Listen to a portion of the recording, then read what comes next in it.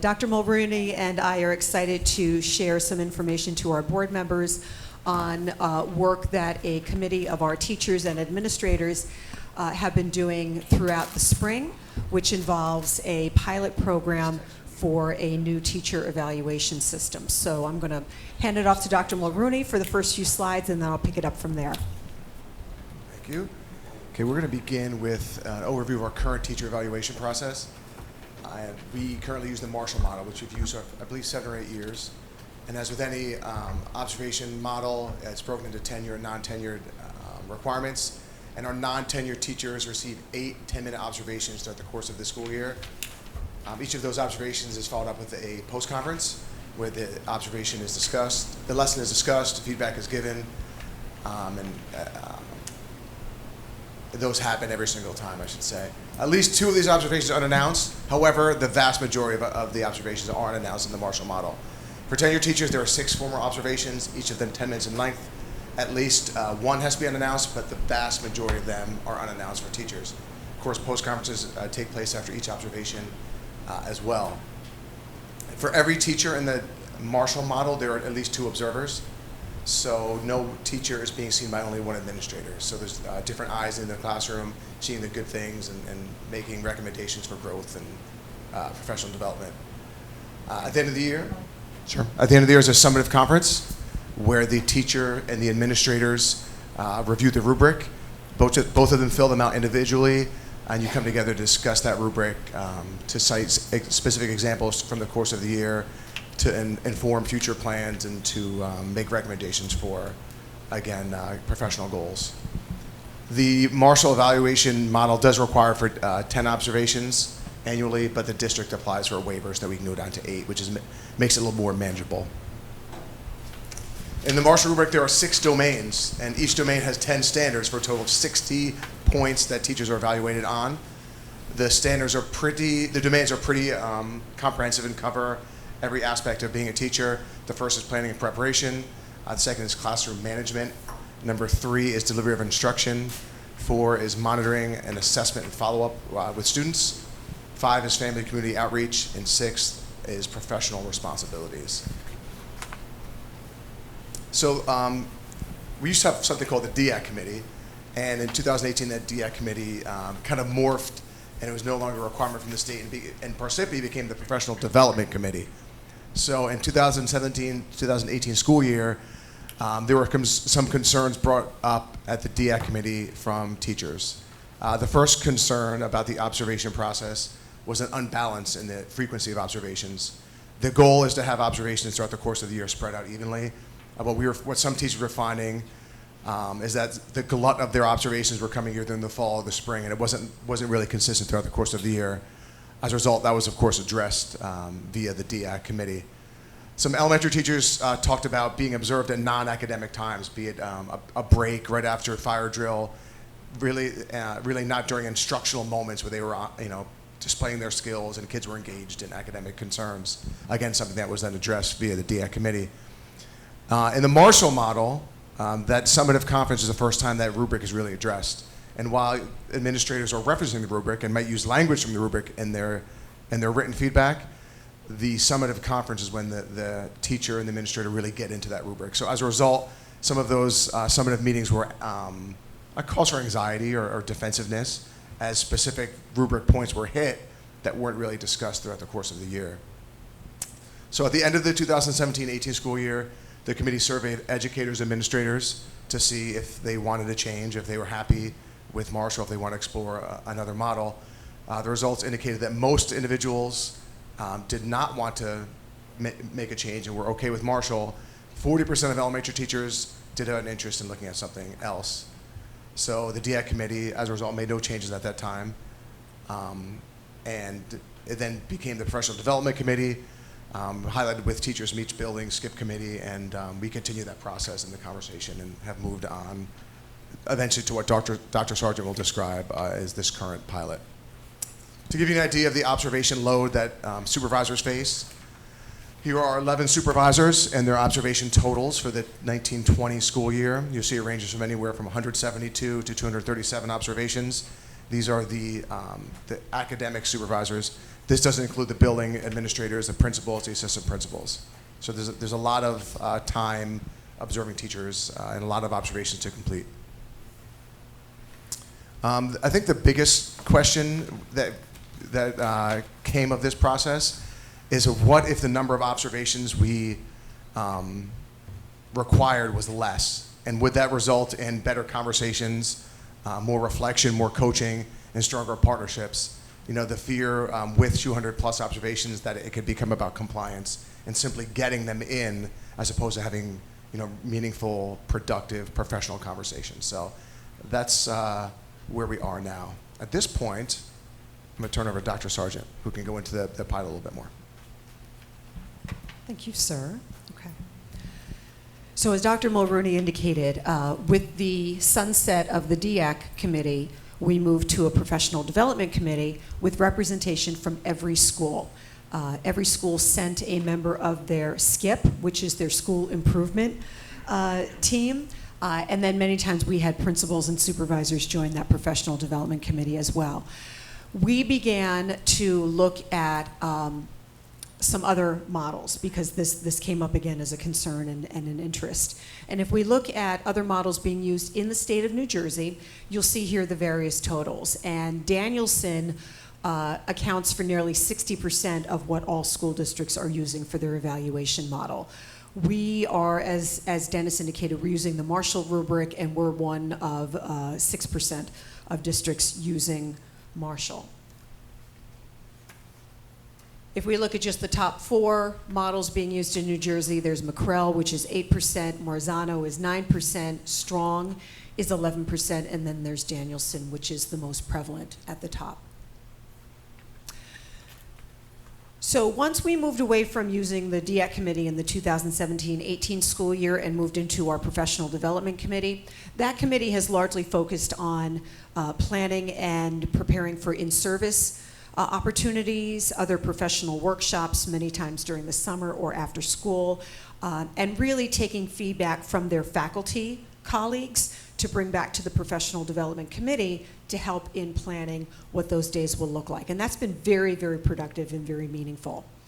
Beginning in December 2019, just a few months before we closed down, we began to have conversations again about exploring other teacher evaluation models. And we really posed at that point the question that Dr. Mulrooney shared, which was, what if we were to look at fewer observations but being able to spend more time with teachers? And that really piqued everyone's interest, and they were very, very curious about what that would look like and what opportunities that had for our community.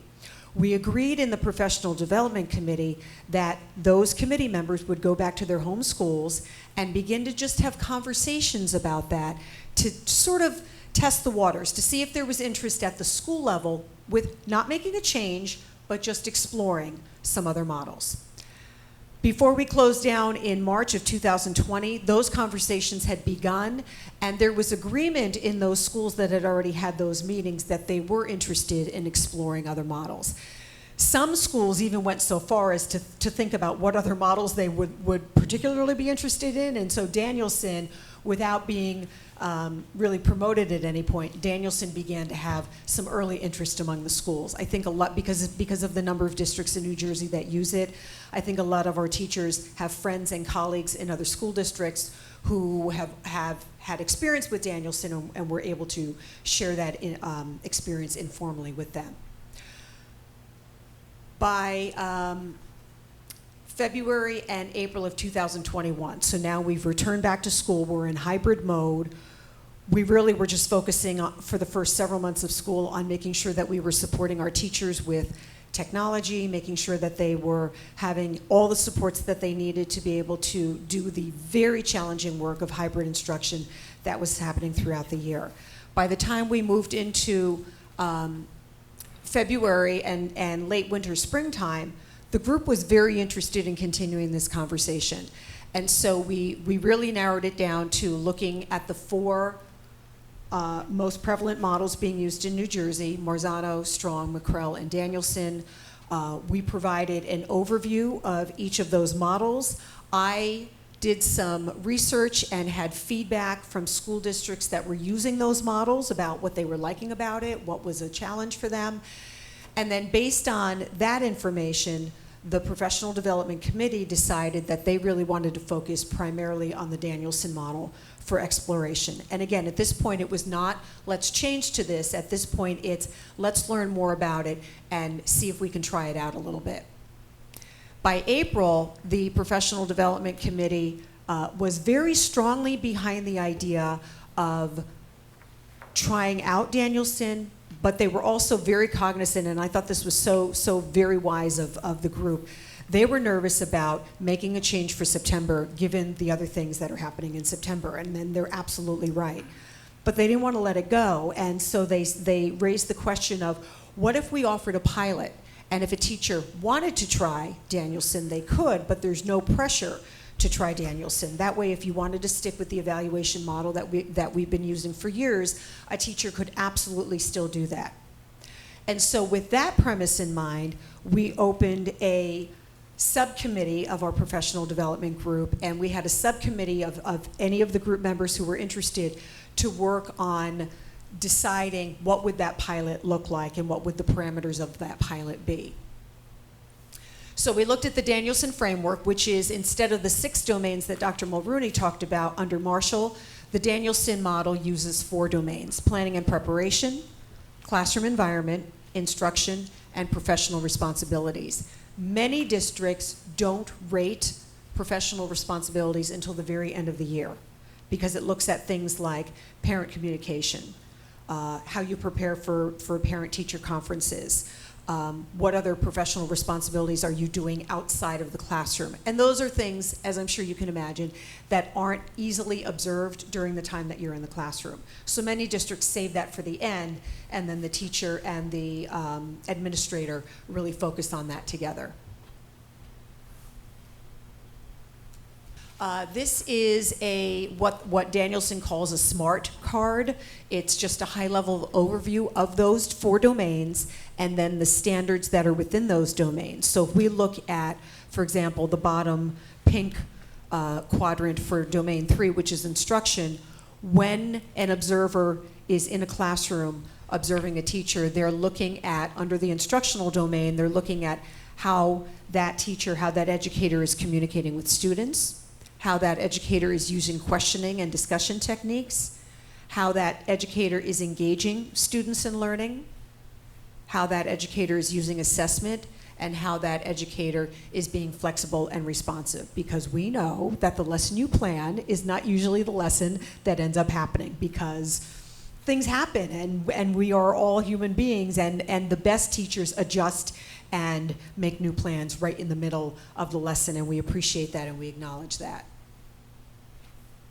The other thing that the pilot subcommittee did was work on a comparison chart, because the subcommittee felt that they wanted to give as much information as possible to their colleagues so that the colleagues could make an informed decision.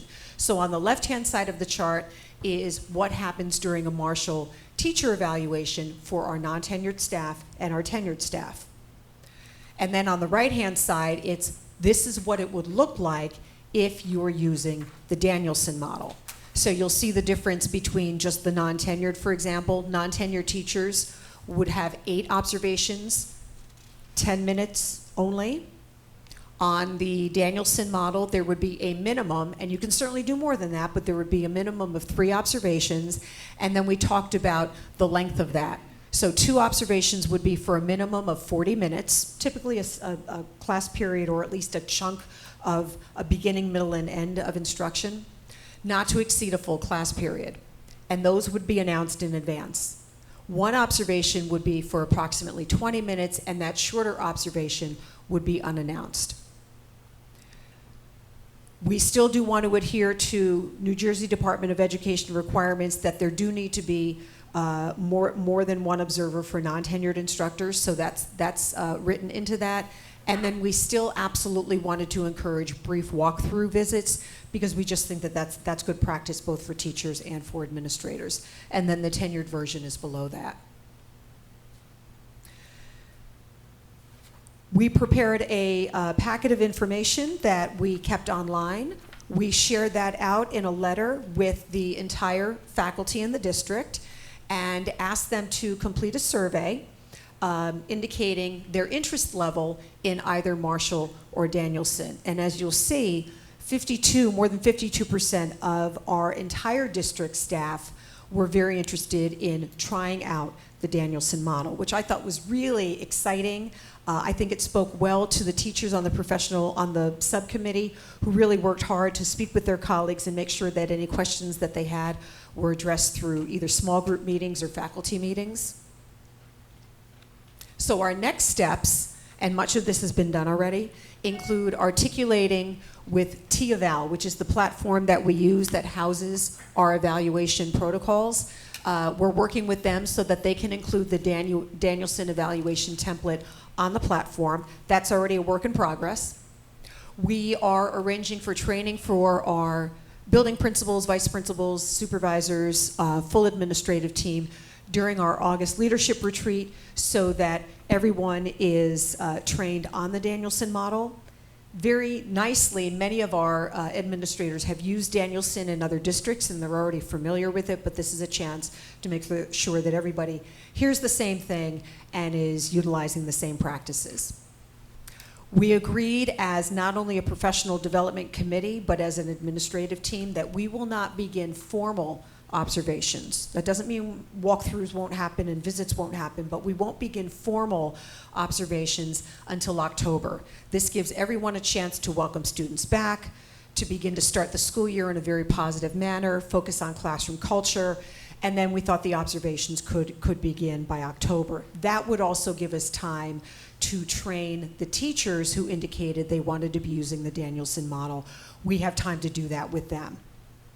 And then finally, the Professional Development Committee will be monitoring this pilot with the goal of recommending and identifying a single evaluation model that we would employ for the next 2022-23 school year. So just for our board members' awareness and for the public to see, these are the teachers and administrators who volunteered from our Professional Development Committee to serve on the pilot subcommittee. Brian Herskowitz at Rockaway Meadow, Tara Snellings, who, let me tell you, is an amazing proofreader and caught lots of things, and I really appreciated her careful eye, at Knollwood. Kelly Curtis and Marissa Rosa. Melissa Churchwell is an English teacher at Brooklawn Middle School. Dr. Mulrooney, Allison Franz, a technology teacher at Brooklawn, and also very savvy about professional development and best practices. Mr. Cruz, who is our Rockaway Meadow principal, Ms. Carucci, our brand new Knollwood principal, Dr. Thompson from the Hills, Rachel Villanova, science supervisor, Mr. Wolgamuth, one of our pupil services supervisors, Anna Napoloni from Littleton School, who really did beautiful partnership with her principal during faculty meetings to explain this program to the staff. Janelle Garcia from Northvale, who did the same thing in that building. Anna Marie Russo, who is our elementary math science supervisor, and Catherine Johnson, who really steps up to the plate so many times. She's an English teacher at the Hills and has worked with Dr. Sutter on our teacher mentor program in the past. This is the group that really culled this together, and I think this is the group that is really responsible for a more than 50% interest in trying out Danielson for next year. So board members, you will notice later in the agenda there are 2 items that we are requesting for your approval. One is a standard. You do this every year. You approve the Marshall model for use during the school year, but we are also asking for your approval to add a pilot program for Danielson. And I had a conversation with our County Superintendent of Schools, Dr. Purnell, explained what we were doing, and he said that if we treat it as a pilot, it's perfectly acceptable to have 2 models happening in the district at one point. And so, board members, thank you for your time. Thank you, Dr. Mulrooney, and if you have questions, we'd be happy to address them.